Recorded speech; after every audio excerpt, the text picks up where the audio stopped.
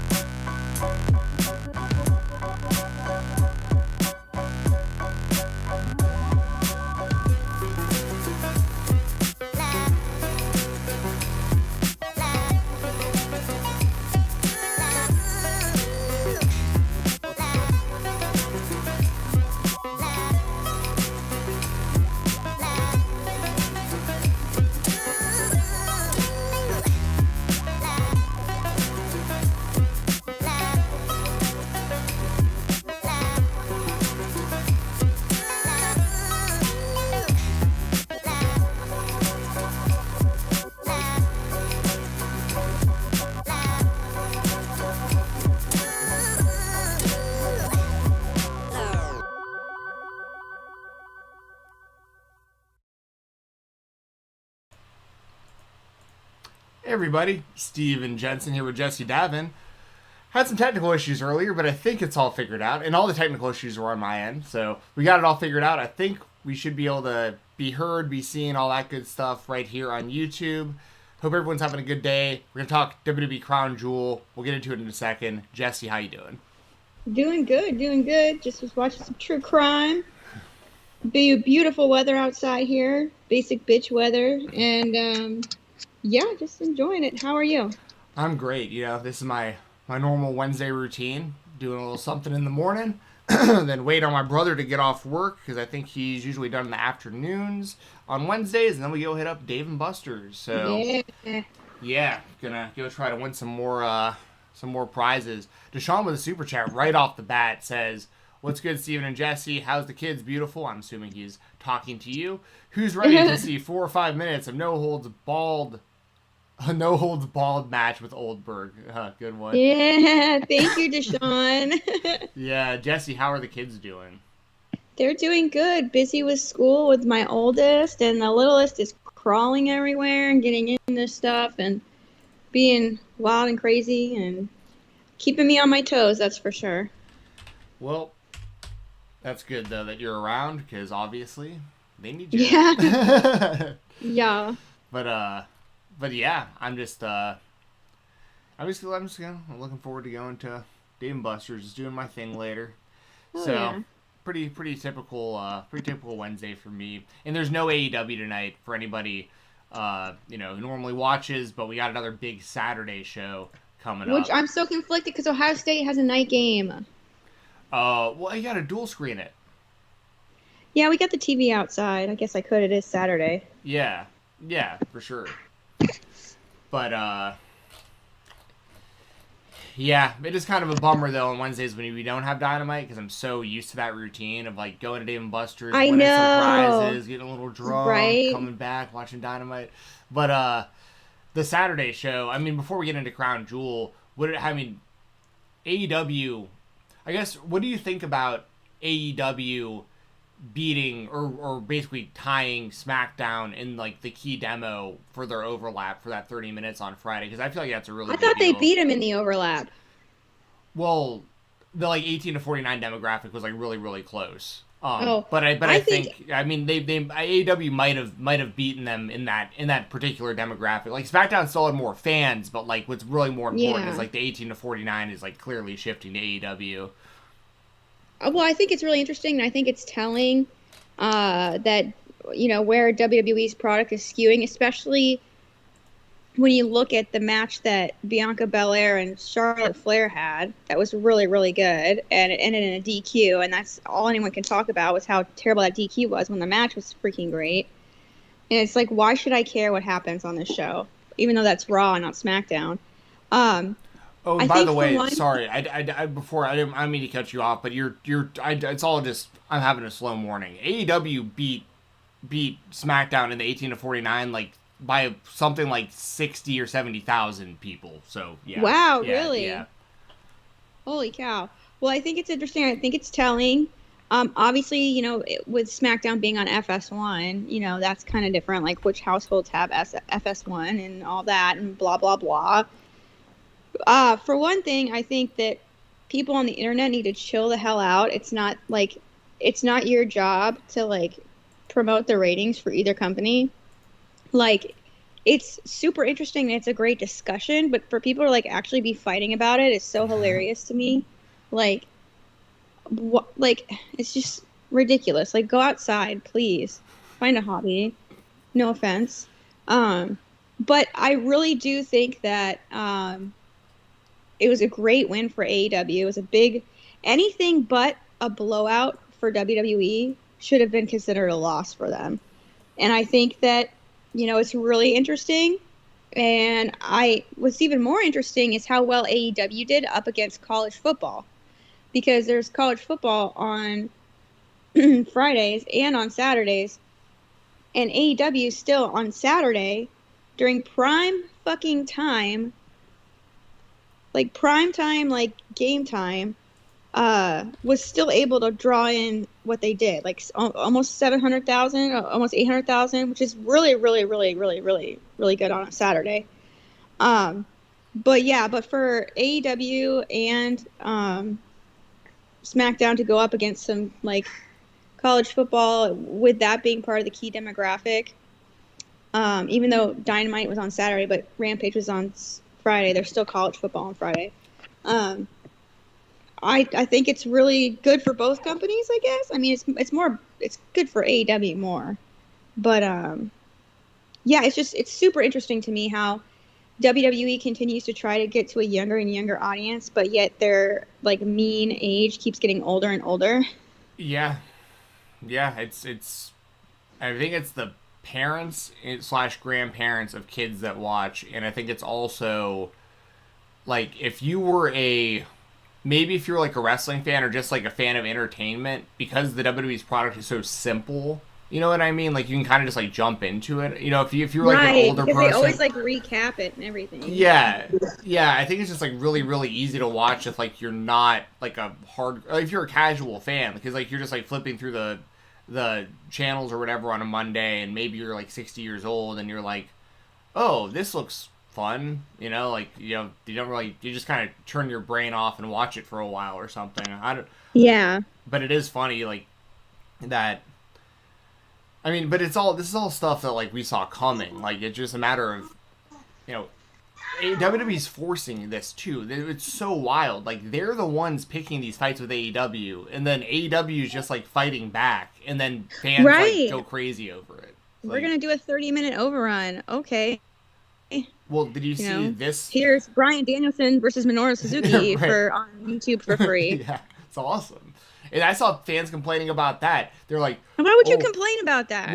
Because they think they know the wrestling business better than people who actually run the wrestling businesses. So they'll sit there and go, well, that was dumb. If we put Suzuki on Danielson on free TV, you should have put that on Dynamite or on a pay-per-view, because then it would have brought in this much money and this many ticket sales, blah, blah, blah, blah. It's not like, about that.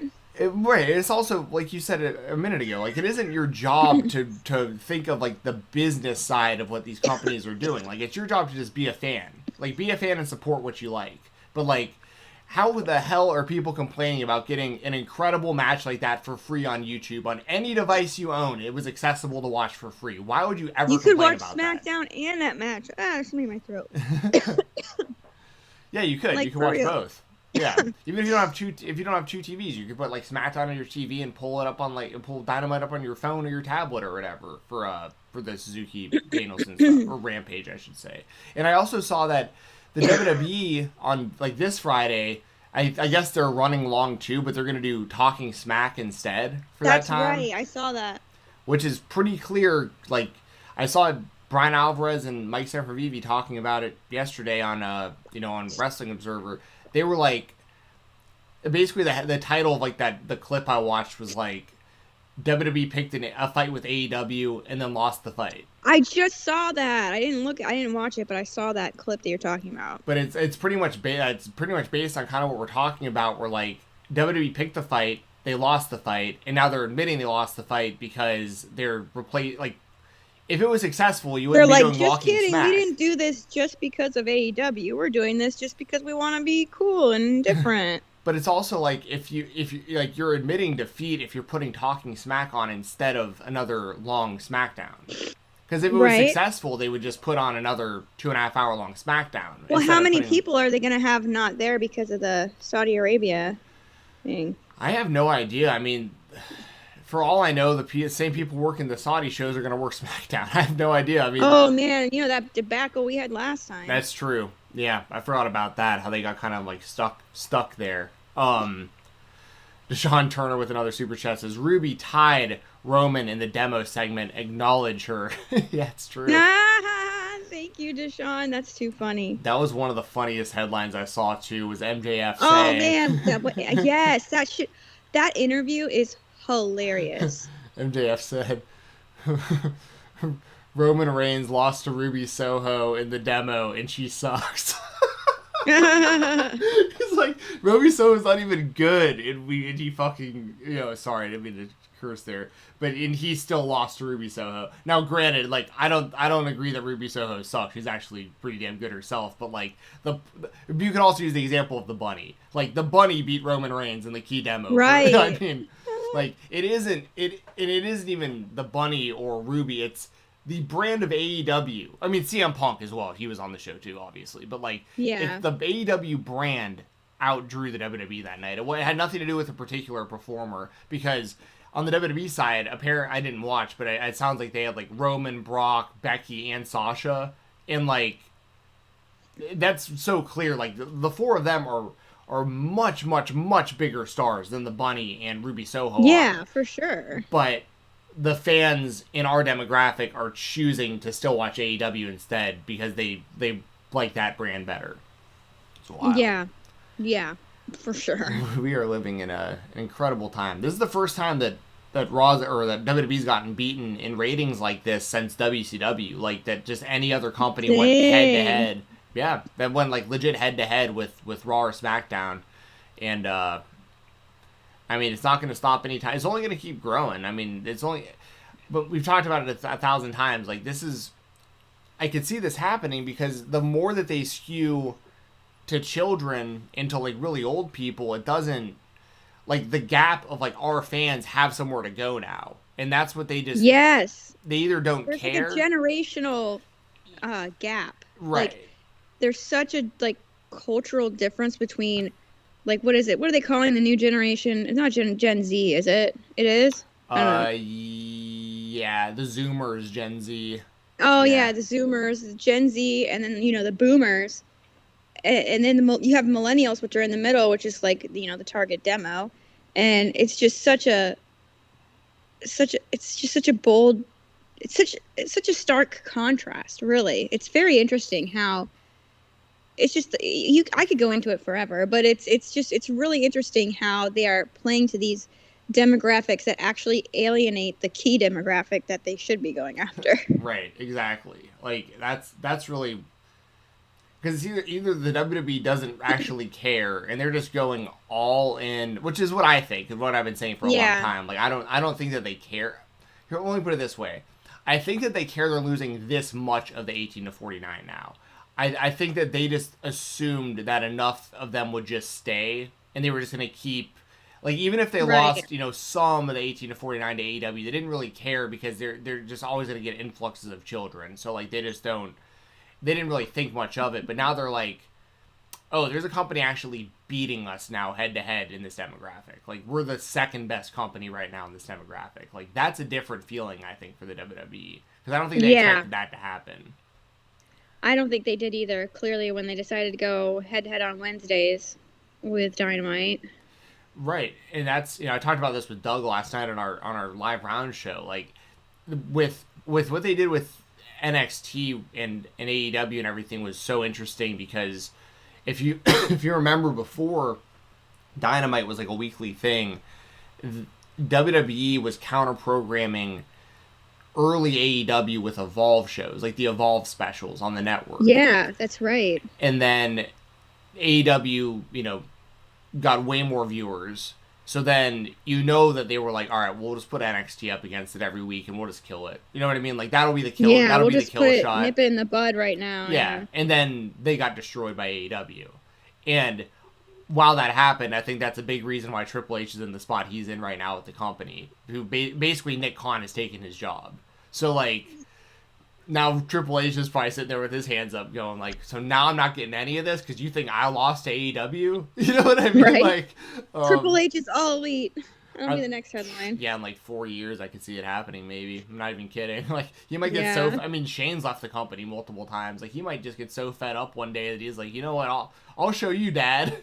Yeah, right. Stop inviting me to hilarious. Stop inviting me to Thanksgiving dinner. This is what happens. Right.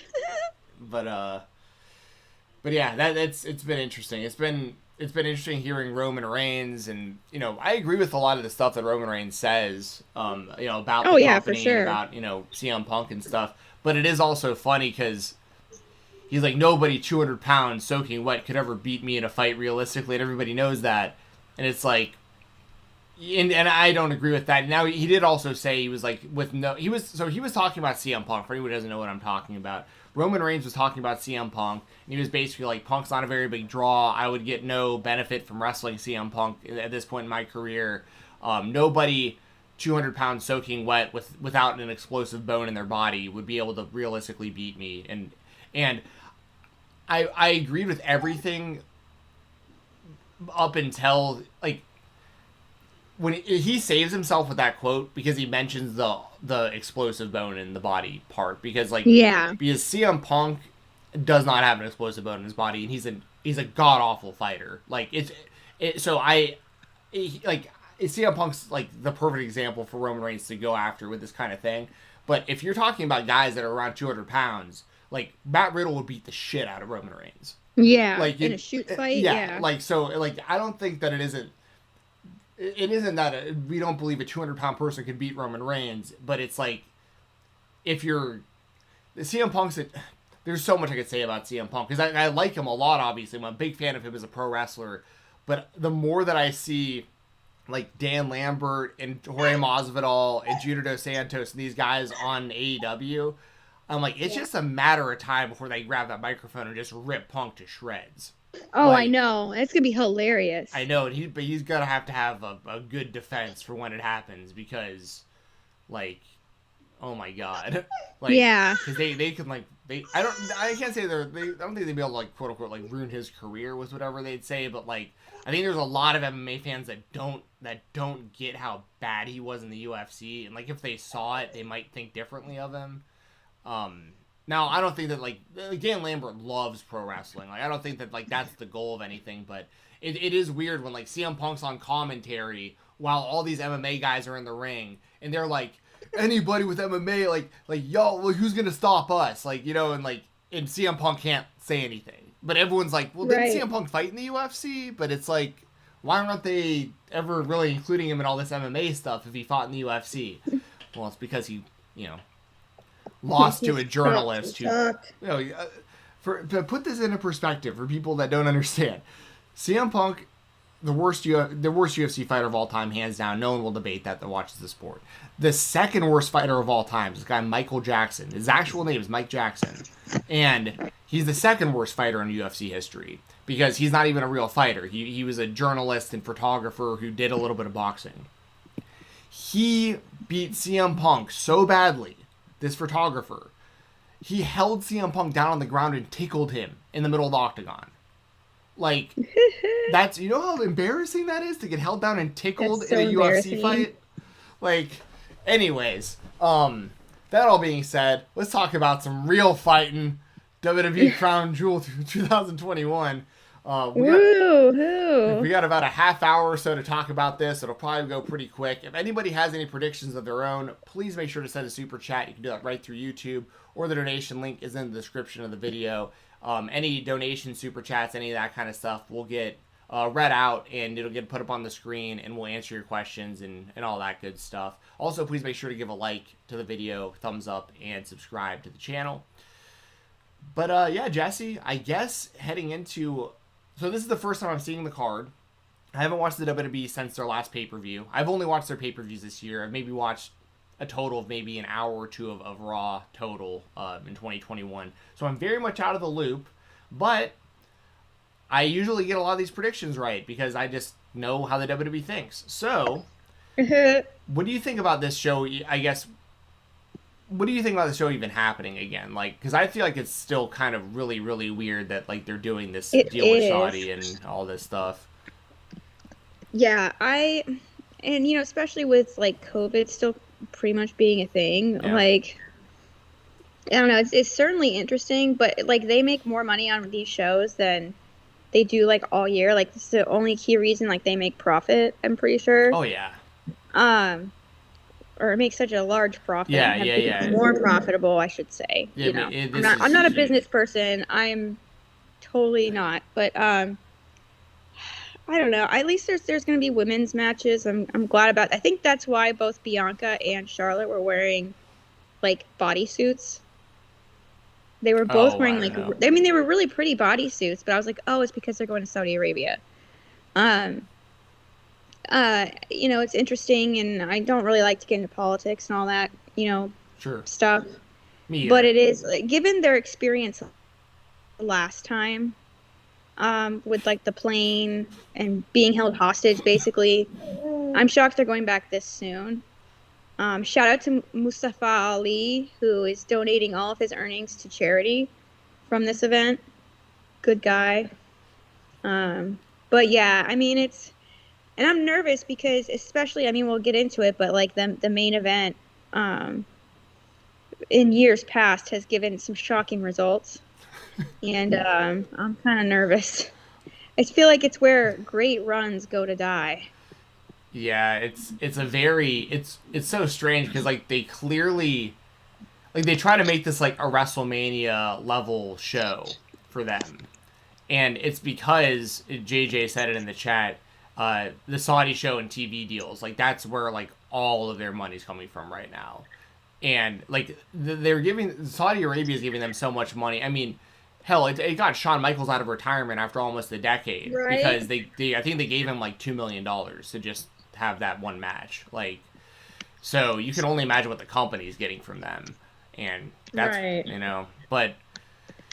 Yeah, and shout out to, you know, wrestlers like Sami Zayn who just like refused to go. You know, like, and didn't Daniel Bryan refuse to go as well? Daniel Bryan, yeah, John Cena I think refuses to go when he was with them more full time and everything. So there's been big wrestlers that have just refused to do the trip, which I applaud. You know, if you don't feel comfortable, you don't feel like it's right.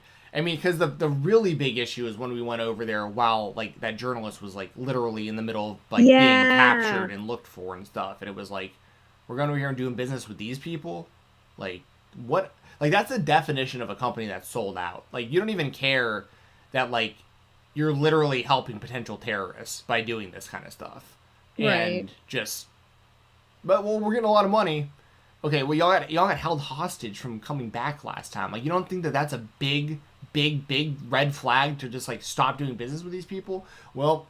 I mean, they're giving us like $50 million. What are we supposed to do? You know, it's like, well, maybe stop alienating their 18 to 49 and I'll start buying merchandise again along with millions of other fans that have given up on your product and we'll make money that way. Like, we'll start buying all your stuff again. The amount of AEW stuff I bought is sickening. Like, because I'll spend all my money on AEW stuff. You know? My husband, the WWE Mark, likes AEW more now because he's like, they do what the fans want and it makes more sense. Yeah. Well, and also, if you're a big NXT fan like he is, or was, I don't know if he's still, but... No, we don't watch. But it was like, so, like, it became a thing, like, why are we watching this? Especially, because it wasn't your husband a Karrion Kross fan? And, like, I can only imagine what he thinks about him now. Oh, my God. It's embarrassing. So, Yeah. So anyway, like I think it's wrong for the WWE to do this. Obviously, I have much less money than like what the Saudi government is giving the WWE. Obviously, but like, my point is like collectively, I mean, back in the day there were like 8 to 10 million people watching wrestling on Mondays, and now there's like 1.5 million. Like, Right. if you could get back up to like 4 million, and all these people are like buying your stuff consistently again and like supporting the product, like make your money that way. Make your money off of the fans that are actually watching this.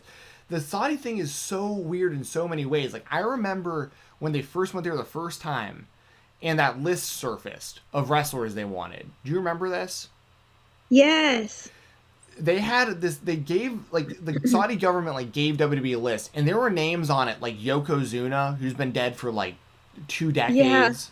There was, I think they had Owen Hart's name on there potentially. There was like all these Oh my people God. that were like, but, and then when they went there, they brought a fake Yokozuna with them. Like, it was like some guy, I don't even remember what his name was, but Are you for real? yeah, there I was don't like, remember this. yeah, he was, let me try to find it real quick. WWE fake Yoko. They didn't call him Yokozuna, but like, it was heavily implied that was Yokozuna.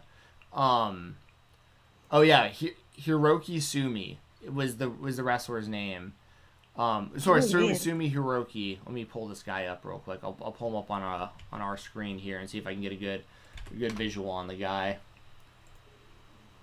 Yeah, this guy. They tried to pass this guy off as like Yokozuna in Saudi Arabia. Oh, that's embarrassing. Yeah, because like this. Oh, here you go. Perfect. Yeah, like this. That was the attempt, right there. But like, that's what the WWE is in the business of now. Is like Oh man. freaking fake versions of wrestlers. God. That's so pathetic. It's so funny because like, oh my god, because this guy hasn't been seen since that like one appearance, I'm pretty sure, with the WWE. Like, they only brought him in to like trick the Saudi fans into thinking Yokozuna was there. Right? But like 500 million's 500 million. Yeah, exactly. So, oh my god. Well, starting off with the predictions, because these probably won't take too long. I wonder why this match is happening in Saudi Arabia. We got Mansoor versus Mustafa Ali. I'm gonna take Mansoor because he never loses in Saudi Arabia. How about you? I'm gonna take Mansoor in Saudi Arabia as well.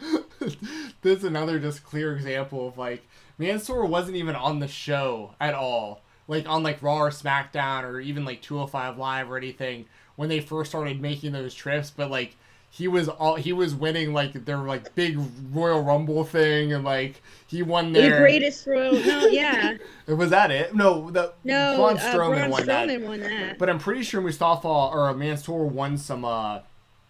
It was like some big battle royal. Maybe it was the biggest battle royal ever, is what they called it. Oh yeah, that was it. And I think he had won like some. He made an appearance during the Greatest Royal Rumble, or ahead of the Greatest Royal Rumble, I guess it says. He did a tryout there, and then, yeah, Crown Jewel. He beat Cesaro. This guy wasn't even on the show. And Why is that so funny? It's funny because it's like, so obvious. Yeah, like, it's obvious catering. He's not. I mean. So, anyways, yeah. I mean, this is nothing against Mansoor, obviously. It's just funny that like this guy wasn't even a part of the show at all, except for when they went to Saudi Arabia, and he's like winning all these big matches. All right, up next, Edge versus Seth Rollins. They're doing a Hell in a Cell match. That's interesting. So basically, just a match in Saudi Arabia. No, I'm just kidding. Yeah. I mean, the last time I saw Seth Rollins in a Hell in a Cell, it was against The Fiend. Yeah, I'm traumatized. Yeah, that was the worst. I mean, that was a big kind of kick for me of like, yes, my foot's already like out the door of WWE programming. Then you did this, and I'm like, I'm out. Like this, why are we watching this? That actually got me like shoot mad. Yeah, a lot of people. But yeah, who do you think then wins? I realized I need to take a step back and not, just watch other companies. Yeah, just chill. But I'm gonna take Edge just cause Seth Rollins pissed me off right now. I'm gonna say it's a DQ finish like the last one. Chaos. Yeah, you can't use a A large mallet, right? mallet, Yeah, but a small mallet is okay. right. Or no, a large mallet's okay. A small mallet is not. Yes, that was. I remember Alvarez and those guys Oh, that was the like best. they were crying. They were like laughing so hard at like just how Oh how man. bad it was. I'll realistically, I'll pick a winner for all these. I'll say Edge as well. And that's really just based on almost a coin flip. But I think that Edge. I'm sure that they'll try to position Edge for something big at WrestleMania again. Like I think they'll use him as a pretty top guy as long as they've got him. And Seth Rollins is a made man in WWE at this point, anyways. Although I'd imagine Seth Rollins will want to like go after the world title again soon, but maybe so does I don't know. I haven't watched enough of the show to know the stories, but I'll take Edge. Oh wow. Okay, so the Queen's Crown tournament finals is Dewdrop versus Zelina Vega. This is the first time seeing this. How is this? I surely you've seen more of the show than I have. Like how have they? How have they built? Has Dewdrop like split from Eva Marie and now she's like? Yeah, and she beat Shayna Baszler. Oh no! Like clean? It was like a quick. It threw her off guard. Ugh. Yeah, I'm not. You know what? I enjoy chaos. I'm gonna pick Dewdrop. Yeah, I don't know what they've done with Zelina Vega since she's come back. Although like, all I saw was her losing for a while when she came back. Yeah, it's about all she's done. And hasn't there only been? I mean, I saw stuff on Twitter that was saying that most of these Queen's Crown tournament matches, like the shows, They're like 5 seconds long. yeah, like total, there was like less than like 10 or 15 minutes, like total for like the entire tournament up to this point. Yeah, they just don't give a frick about this thing. I'm gonna say Dewdrop wins as well, and I'm gonna go on that base strictly off of. I think that they're gonna make us. Her as queen is like a big fuck you to Eva Marie. yes, yeah, and also it's and it goes that what you just said goes hand in hand as well with like there is a story that you can tell about. I'm trying to think of the best way of wording this. Someone who looks like Dewdrop succeeding. Yeah. You know what I mean? Yeah. Like, because she was like getting, crapped on by Eva so much, and her and Eva look very, very different. And I think that it's like one of those things where it's like, you can look like Dewdrop, you can be like Dewdrop, and you can be a world champion, and people can love you, and you can become a big star yourself. Like, Yes. so there's a lot that I Yeah. think goes into Dewdrop winning and being the queen. So Yeah, even though Zelina Vega would make a badass Queen of the Ring, she could be like almost like the counter to Aleister Black or Malachi Black. You know what I mean? Like a badass queen. I still think Dewdrop wins just because it seems like it makes sense along Dewdrop's like story arc. yeah, I agree. And then I mean once again I just don't watch enough of this show. I'd imagine that like is the stuff with her and Eva done, or did that they leave that where like it looks like they'll go back to that? I don't even know. It's just I don't know. I don't care honestly. Yeah, same here. Next match we got is Finn Balor versus This I care about. yeah Xavier Woods. Now, King of the Ring finals. The only downside of this, in my opinion, is I know that Xavier for years has lobbied to be the King of the Ring. Like he's wanted this tournament back. A lot of this seems like it's about him. I wish this wasn't happening on this show because a lot of people aren't going to see it because it's not only in the middle of the day, but a lot of people are going to boycott watching this show. So that does kind of suck because if they do give Xavier his big moment, I wish it would have happened like on a show that people were going to watch. But who do you think is going to win? Do you think Xavier actually gets it done, or does Finn Balor become the new King of the Ring? He better get it done. I feel like it's all built up to this unless they're going to fully turn Finn Balor heel. Which they may do, given it's WWE, and I can't put anything past them. But it's a guaranteed, wholesome, feel-good moment to have Xavier Woods win King of the Ring, the match that he's wanted, his dream that he's wanted, and you can give all of the New Day their dreams come true, basically. Like, it makes perfect sense. Just do it. Just go for it. I promise you, WWE, you cannot go wrong with this.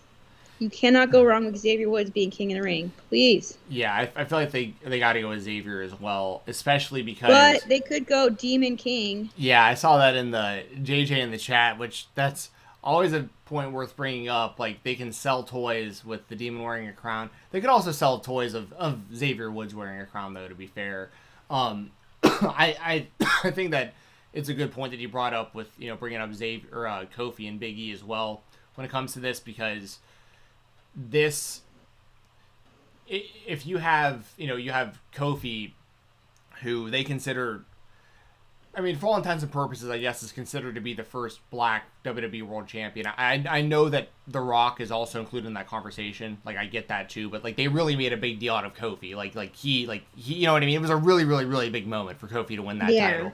And now Big E has had an opportunity where like he's carrying the title, and like they're trying to build around him, and he's doing the talk shows and College Game Day, and like they're trying to really finally build Big E as like the world champion. Xavier, I think, has the same level of talent of both of those guys. Oh, for sure. And this is something where it's like that could give him something big and something, and that should really, if they play their cards right, they should do the King of the Ring once a year like they used to back in the day, and you're the king for the full year, and you have all these stories based on you being the king, you having a crown, scepter, robe, whatever. You're kind of like, and it's supposed to lead to a big push for you, like. You're supposed to go from King of the Ring to, for Xavier, maybe becoming the Intercontinental U.S. champion. And then after that, going after the world title. Like, it really should, like, really jumpstart. And elevate your career to get, that kickstart. Exactly. Kickstart's a better example. Yeah, he's been around for a while. He just needs a boost right now. Like, get him on the same level as Big E and Kofi. Yeah, his only weakness has been injury. That's true. That's very true. That's the only thing that's kind of held him back.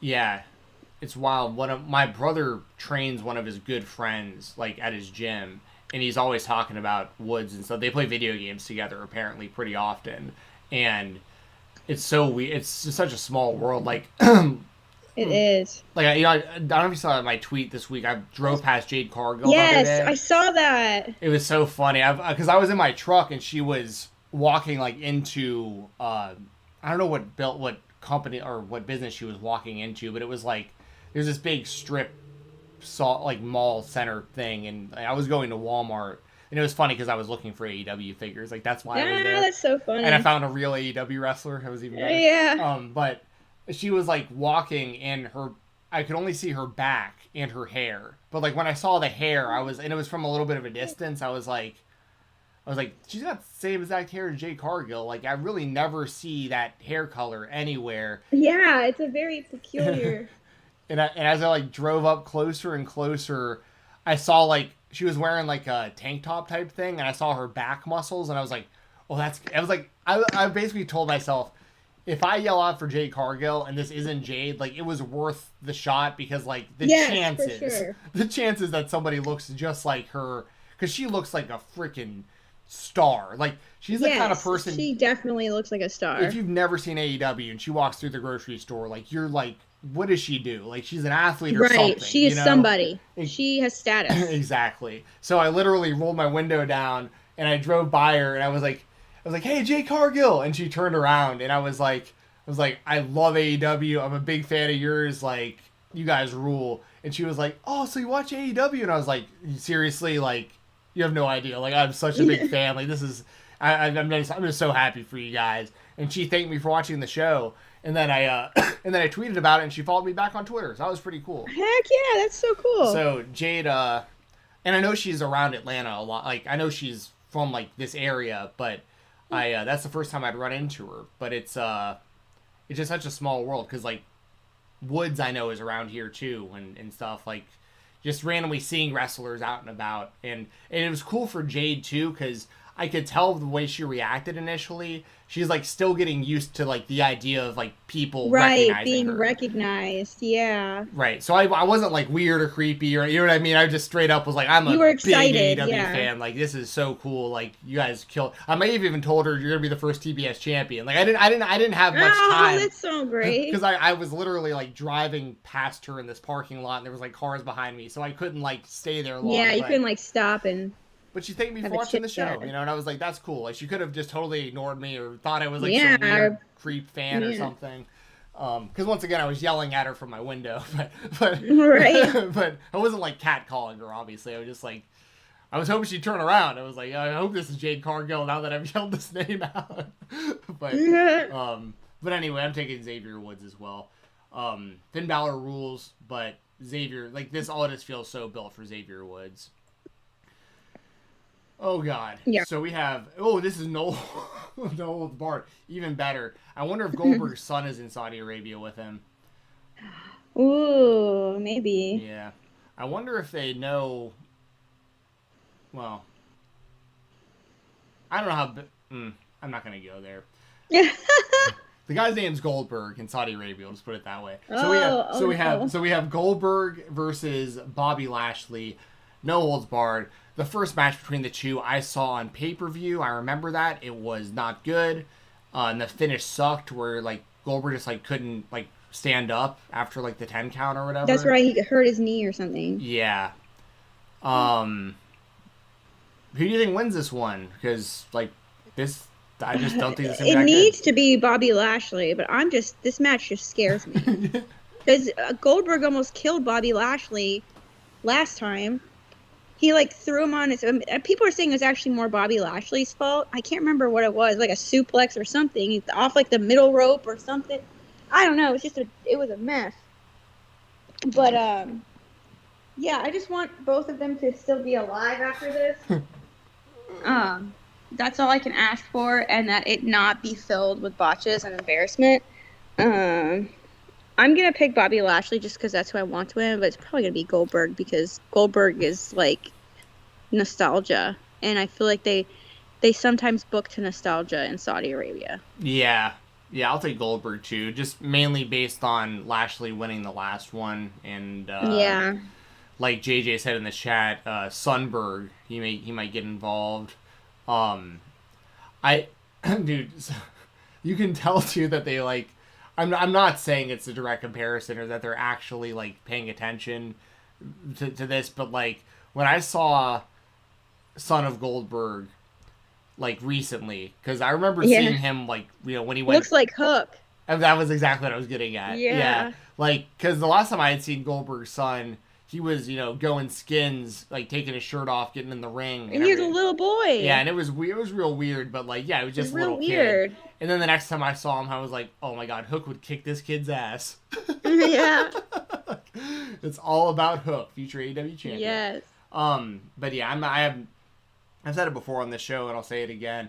If you can't get me interested in Bill Goldberg, then no one's interested. Like I was the hugest Goldberg fan.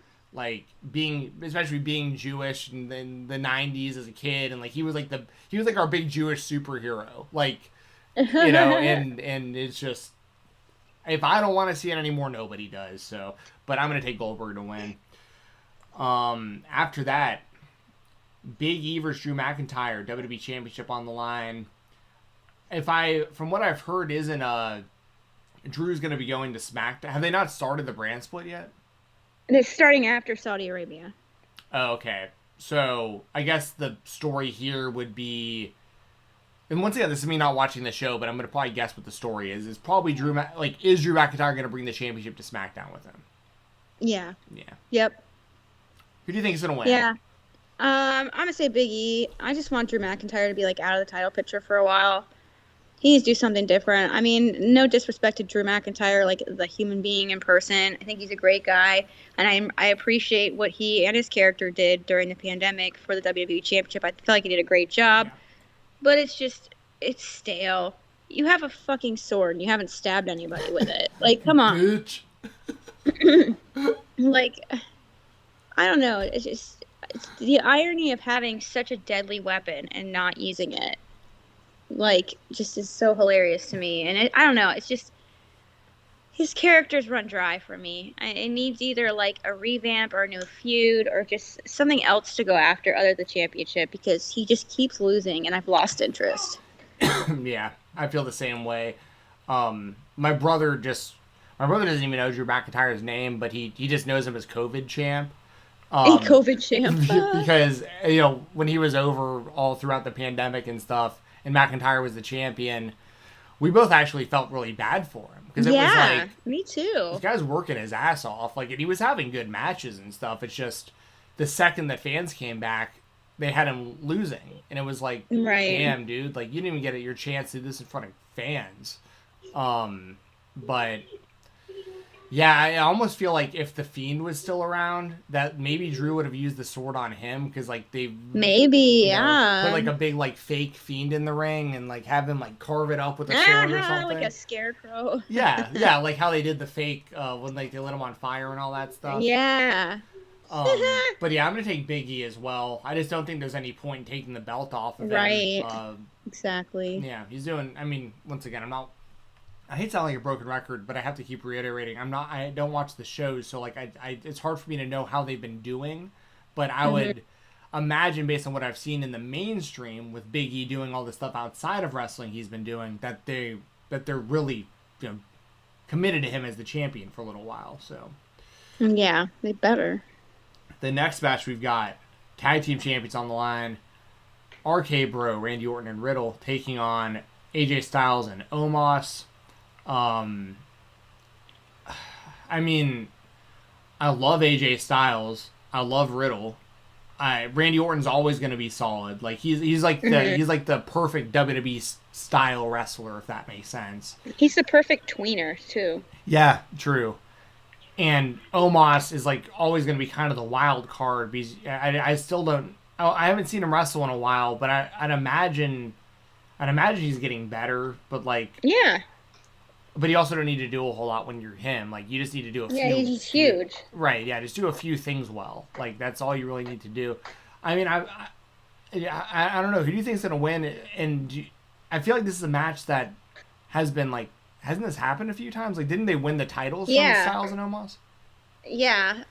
Well, to me, it's difficult with Randy Orton. He's such a good... like, and it's ironic, like a snake in the grass. Like, you really don't know, like, which way he's gonna go.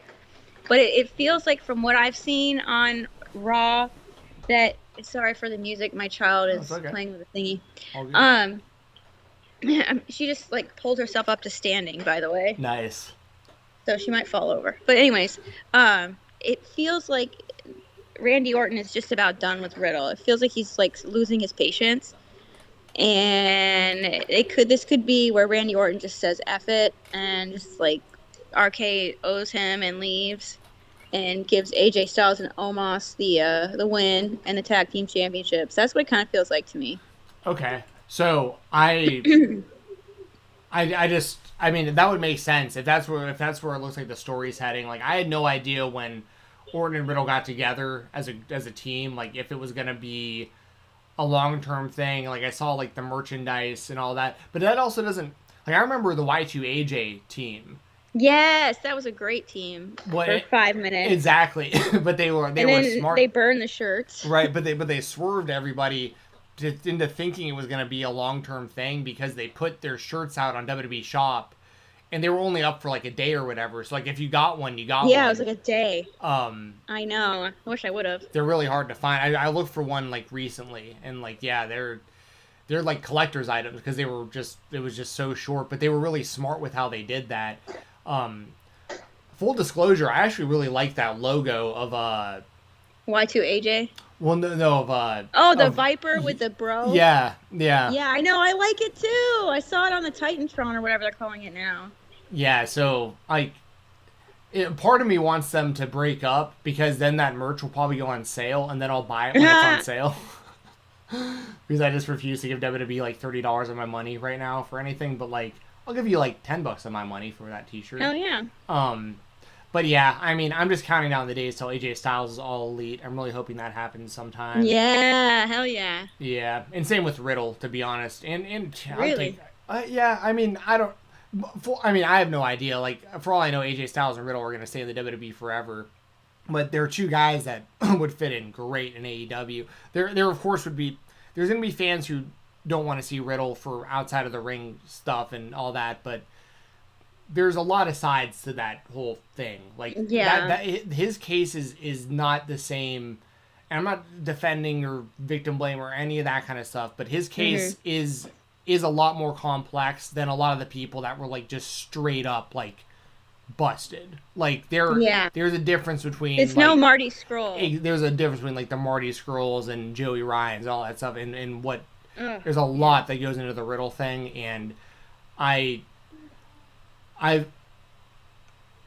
without giving too much away, I think I have some information that, and that isn't just me, but like there's information out there that isn't like super public that I feel comfortable talking about being a fan of Riddle at this point. I'll just put it that way. There was a while where I stayed away from his name because I was uncomfortable, but at this point, like for whatever it's worth, I feel like I'm able to support the guy. Whether he's a good parent and a good father and a good husband, that's a different story. Completely different story. But that's much different than a lot of this stuff that the reasons why people don't like him. So, that all being said, I'm going to take, I don't know. I mean, I think your scenario makes sense, especially if that's where it looks like it's heading. I'll say this. If it's a straight up one-on-one match, I'll take RK Bro. If there is a turn, then obviously I'll go AJ Styles and Omos, although that's kind of a chicken shit type prediction because that's really having it both ways. After that, we have Becky Lynch defending the SmackDown Women's Championship against Bianca Belair and Sasha Banks in a triple threat. I mean, this is similar to the Doudrop and Zelina match. Like, it's really cool that like this is I say cool. It's, you know what I'm trying to say. Having women on this show, like, it's good that things have progressed to the point where they're able to do that. We're comfortable with it, yeah. Yes. It was real weird when they first started going over there, though, because I remember they got in trouble for even just running a video package that included women.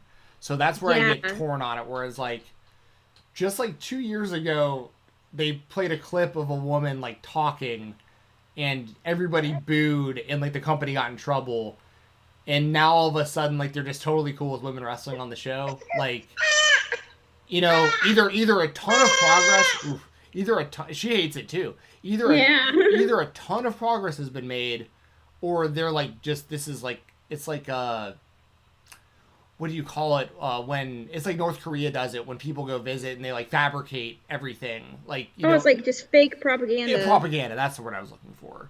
Yeah.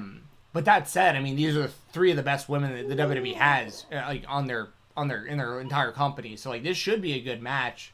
I'll take Becky Lynch to retain just strictly based on I know she's like one of the biggest stars the WWE has, and she recently came back and everything. Who do you think is going to win this one? I'm going to say the same. I'm going to say Becky Lynch retains. Unless, her, because I guess her and Sasha had like a really, really good match on SmackDown. Like really, really good. That ended DQ unless also. That happens and they get involved in some beef.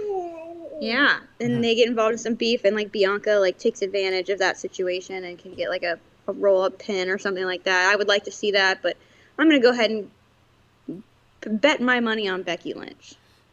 Yeah.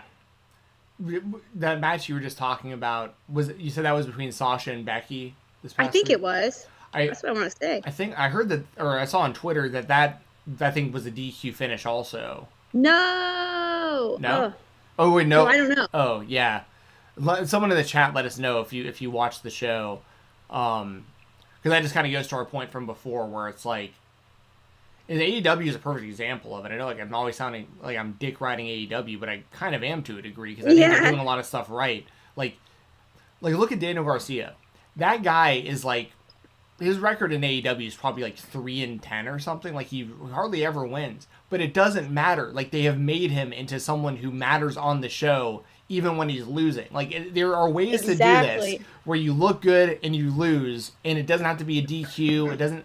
the WWE's trained their audience to this point where like they think that this is just what wrestling is. Like this is normal, that there's always a run-in or a DQ, or if someone beats someone, then they're gonna beat that person when they wrestle each other the next time. And it's all, it's like, it's so wild that like I'm praising just the idea of winners and losers in matches.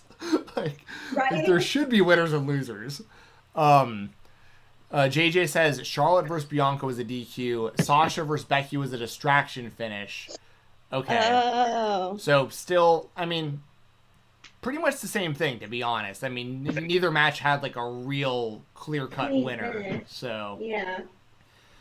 Moving on, main event time. We've got Roman Reigns defending the Universal Championship against Brock Lesnar. My brother, I bring him up a lot, doesn't watch wrestling, but he watches it when he's around me, so therefore he watches quite a bit of wrestling, but he would never watch it on his own.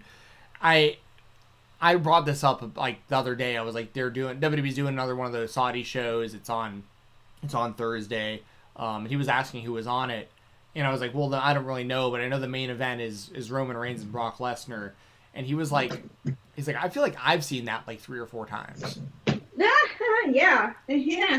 Probably. I know, and it's like, this is this weird position that they've put themselves in where, yeah, you know, I mean, because even if Brock won, which I think would be a terrible decision, like all Brock does at this point, it's a pattern. He comes in, he wins a title, he sticks around till WrestleMania, he loses, and then he disappears for a year. Like, yep. It doesn't. None of that benefits anybody at this point. Like, it used to be, especially after Brock Lesnar beat Undertaker for the streak. There was a time frame there where it was like, whoever could beat Brock Lesnar, like that was a huge deal, and that was your big moment that puts you into like the main event. Like yeah, it was a big deal. It was a big deal. Now I feel like it isn't, because everybody knows what Brock is and what he does. Yeah, it's just a pattern.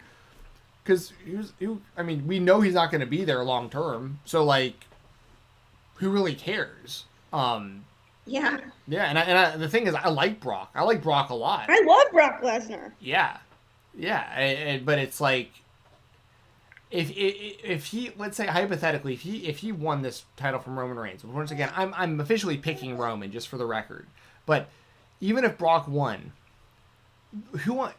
And this also goes for Roman, to be fair. There is nobody that's in a position right now to beat either of these guys and it be believable and then make a real star out of anybody. Like, there's no one. It's insane. Sure. Oh yeah, and that's the problem that you're talking about with WWE right now, is they've kind of dug themselves in this hole where they have this token champion that they're kind of stuck with, and it's, you know, it suspends your disbelief, you know, a little bit. But I am kind of nervous because, like I said, Saudi Arabia is where good championship reigns go to die. And I'm really nervous about that. I feel like I wouldn't put it past WWE to have Brock Lesnar win and just say, you know, that whole story we've been building to? Just kidding. You know, $500 million is $500 million. So that part does kind of scare me a little bit. But you got to trust in the bloodline. You have to trust in the bloodline. And I think the most interesting aspect of this is Paul Heyman. For sure. Because I think he said, I saw something on Twitter about him saying that, like, no matter what, he was going to be leaving Saudi Arabia with the Universal Champion. Yeah. So that's really smart. I mean, Paul Heyman's a genius. He is. I like that aspect because he's basically, he's not teasing anything, but he's teasing something. Like, for sure. He's either going to stay loyal to Roman throughout this and he's going to retain the title, or he's going to turn on Roman and he's going to be leaving with Brock. So, yeah, I mean, this is one of those matches, I guarantee you it's just going to be one of those, like, they're just going to spam finishers. Like, it'll be ding, ding, ding for the bell, spear, suplex, spear, suplex, Superman punch, suplex, spear, F5, F5, F5, spear, 1, 2, 3, or they'll put him in the guillotine choke or whatever. Like, That'll be the match, and it'll probably last like 5 minutes. It'll just be a fast, just these guys just their finishing move over and over and over again. But it'll probably be good for the time that it lasts. So yeah, I'm taking Roman Reigns. Like I feel like you can't. And here's the thing too. We've talked about it a lot, and this is kind of the last thing we'll talk about before getting out of here. With obviously the big thing that everyone's expecting is eventually Roman Reigns and The Rock. But I feel like not enough people, especially in the WWE, are forward thinking enough of like, but what after that? Because Roman should retain over The Rock. Like it would be very, very foolish to have The Rock come in and beat him, in my opinion. So then what? Like you're gonna have Braun Breaker ready in. True. That would be good. I mean, he looks like he's the guy. Like, from what I've seen, the little bit I've seen with NXT. Definitely. Yeah. And I'm purposely saying Breaker because I don't know why they put 2 Ks in that guy's last name. Or why they even call him that to begin with. His last name's Steiner. I don't know why you would not use the hell out of that. But... Right. But yeah, so we'll see. I mean, that's just an underlying issue with the WWE, though. That has nothing really to do with this show. So, as far as, this show... Definitely taking Roman Reigns over Brock Lesnar, but it being in Saudi Arabia, I mean, they're the ones calling the shots. Like you said, Jessi, for all we know, they put the money on the table and said, and they circled all the winners they want. Like the Prince of Saudi Arabia got the match list and was like, all right, we want him to win, we want her to win, we want him to win, and they just got to do what they say because the WWE is Saudi Arabia's bitch. All right. Well, that's gonna do it. I'll pull up the sponsors real quick. If you can tell everyone where to what to do for the channel and all that good stuff.